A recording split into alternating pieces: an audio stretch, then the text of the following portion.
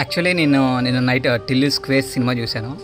One of the best worst cinema అనమాట. దాన్ని ఎలా తీయాలనిపించిందో, దాన్ని మళ్ళీ ప్రొడ్యూసర్ గారు నాగవంశీ గారు మాకు అసలు స్క్రిప్టే లేదు, మాకు ఏదనిపిస్తే అది మేము ఆన్ సెట్స్ చేసాము, అది ఇది అన్నారు. అలాంటప్పుడు ఇంకెందుకు సినిమా తీయడం నాకు అర్థం కాదు. క్రిటిక్స్ కానీ, మూవీ రివ్యూస్ చెప్పేవాళ్ళు కానీ, ఈ ఫెమినిజం గురించి మాట్లాడే వాళ్ళు కానీ, యానిమల్ సినిమా రిలీజ్ అయినప్పుడు తెగ వచ్చేసారు కదా, ఉమెన్ డిగ్రేడ్ చేసి చూపించారు అది ఇది అని. అంత మంచిగా తీసిన సినిమాకేమో అంతే ఇది చేశారు, గోల్ చేశారు. అసలు నిజంగానే ఉమెన్ డిగ్రేడ్ చేసి తీసే సినిమాని ఒక్కడు మాట్లాడు. సూపర్ ఉంది, హైలైట్ ఉంది. ఏంది సిద్ధు జొన్నలగడ్డకి ఇంకా సినిమాలు లేవా తీయడానికి, లేదా స్టోరీలు లేవా? తీయడానికి వచ్చింది నాకు అర్థం కాక అడుగుతున్నాను.